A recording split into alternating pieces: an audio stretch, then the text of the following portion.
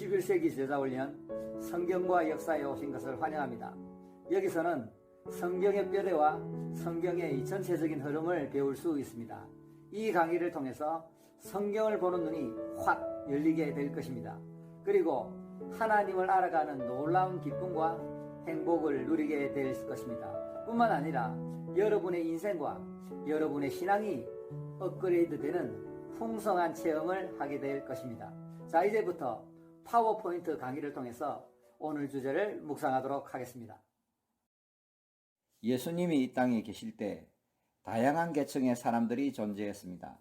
사두개인, 바리새인, 헤롯당, 열심당, 에세대파, 로마 총독과 군인들, 성전의 장사꾼들, 허다한 무리들이 존재했던 것입니다. 첫 번째, 사두개인들은 주로 대제사장 그룹에 속한 사람들이었으며 종교적인 귀족들이었습니다. 이들은 정치적으로, 경제적으로, 사회적으로 기득권을 소유한 사람들로서 많은 부를 소유하고 있었습니다.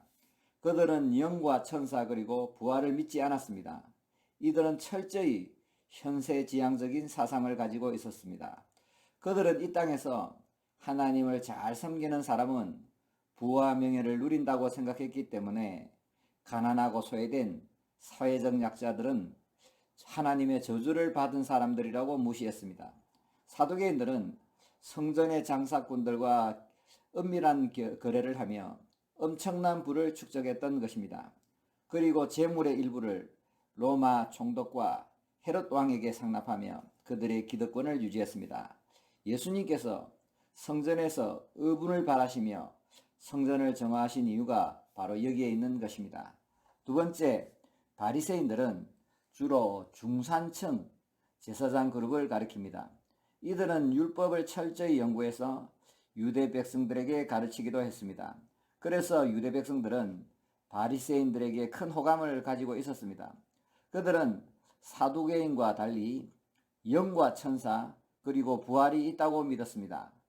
또한 사두개인은 모세 오경만을 하나님의 말씀으로 인정했지만 바리새인들은 다른 구약의 문서들과 구전들도 하나님의 말씀으로 인정했습니다. 이들은 하나님과 율법 그리고 유대 전통에 대한 강한 열심을 가지고 있었습니다. 하지만 예수님은 이들의 위선과 외식을 철저히 나무랐던 것입니다. 즉 바리새인들은 겉과 속이 다른 이중적인 모습을 가지고 있던 종교인들이었습니다.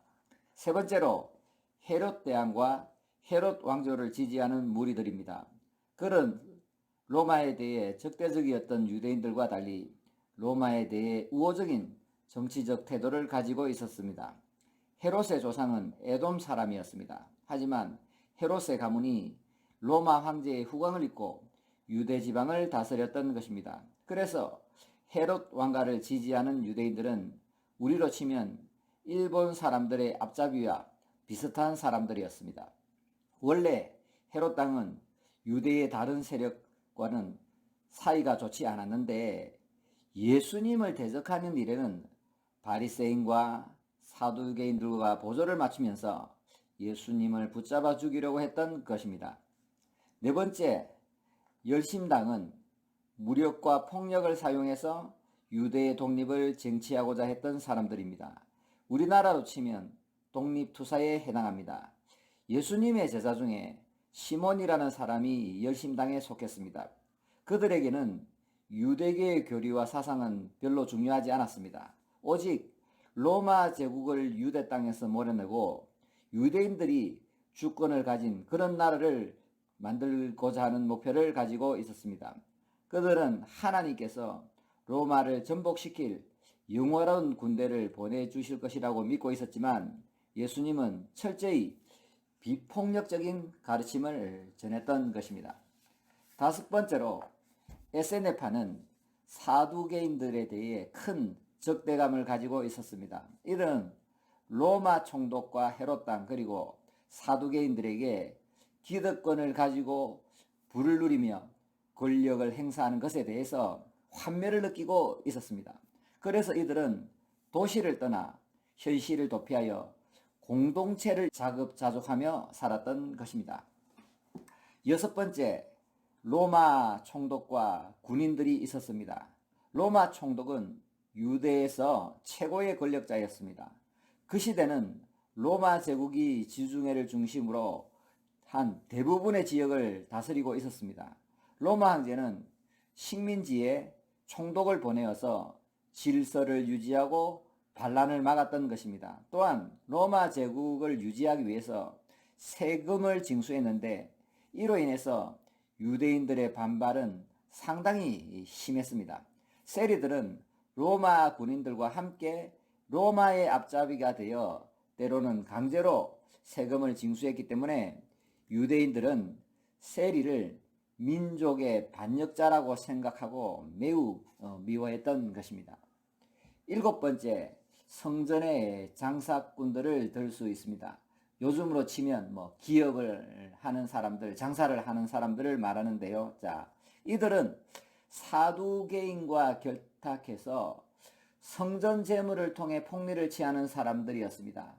유대인들은 하나님께 희생 제사를 드리는 것을 매우 소중하게 생각했습니다. 그런데 이 유대인들이 먼 곳에서부터 제사를 드리러 오게 되면 제물을 못 가고 오는 거지요. 그래서 돈을 가지고 와서 이 성전, 이 장사꾼들에게 양이나 소나 비둘기를 사거나 여기서 어떤 물건을 가지고 와서 이렇게 돈으로 바꾸거나 이런 일을 했을 때 이 성전 장사꾼들이 대제사장 그룹 사두개인들과 결탁해서 백성들을 속이고 폭리를 취했던 것입니다. 그래서 예수님은 이들을 도둑이다, 강도라고 신랄하게 비판하면서 예수님은 성전에 도착하셔서 이 성전의 장사꾼들과 이 돈을 바꾸는 사람들에게 폭력을 행했던 것입니다. 물론 예수님이 행하셨던 그 폭력은 거룩한 분노라고 할 수 있습니다.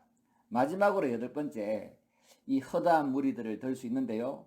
평민들, 가난한 사람들, 여자나 고아나 가부나 쉐인이나 죄인이나 창녀들을 다 포함할 수 있습니다. 유대 백성들은 긴 세월 동안 고통을 받으면서 메시아가 오기를 기다렸던 것입니다.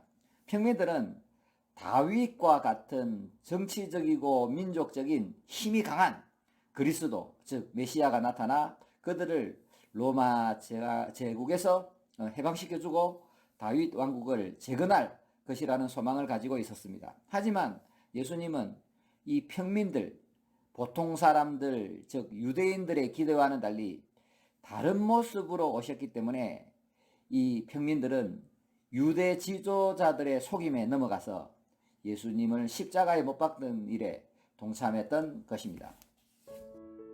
성경은 우리에게 하나의 모델을 제공하고 있습니다. 쉽게 설명을 드리면 예수님 시대에 살았던 다양한 계층들은 오늘날도 그대로 존재하고 있다는 것입니다. 오늘날도 사두개인들처럼 하나님과 성전을 이용해서 부와 권력과 명예를 탐하고 사회적 약자들을 멸시하는 사람들이 있습니다. 바리새인들처럼 위선적인 사람들도 상당히 존재합니다. 성경을 많이 알고 학식도 높지만 진심으로 하나님을 사랑하지 않는 사람들을 말합니다. 겉으로는 경건한 척, 기도 많이 하는 척, 하나님 나라에 열심히 있는 척 하지만 속으로는 교만과 탐욕으로 가득 찬 사람들을 말합니다. 헤롯 땅처럼 조국을 배반해서라도 자신의 이득을 챙기는 사람들도 있고, 열심당처럼 무력과 폭력을 사용해서 자신들이 원하는 세상을 만들어 보겠다고 열심을 내는 사람들도 있습니다. 에세네파 사람처럼 세상을 등지고 조용히 수도하는 분들도 있고, 로마 총독처럼 군사력과 권력을 가진 사람들도 있습니다. 성전 장사꾼처럼 예수님과 교회를 이용해서 사리 사욕을 챙기는 사람들도 있습니다. 복음과 예수님의 메시지를 이용해서 자신의 유익과 만족을 추구하는 이들도 상당히 있다는 것입니다. 예수님 시대처럼 허다한 무리, 군중들도 존재합니다.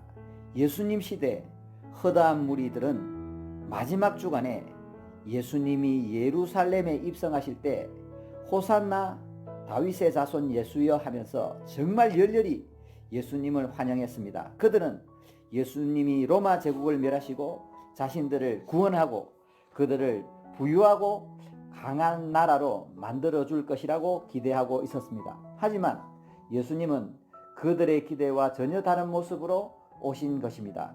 예수님에게 실망한 무리들은 예수님을 십자가에 못 박도록 요구했습니다. 온갖 욕설과 저주를 퍼부으면서 예수님을 십자가에 못 박아야 된다고 주장했던 것입니다.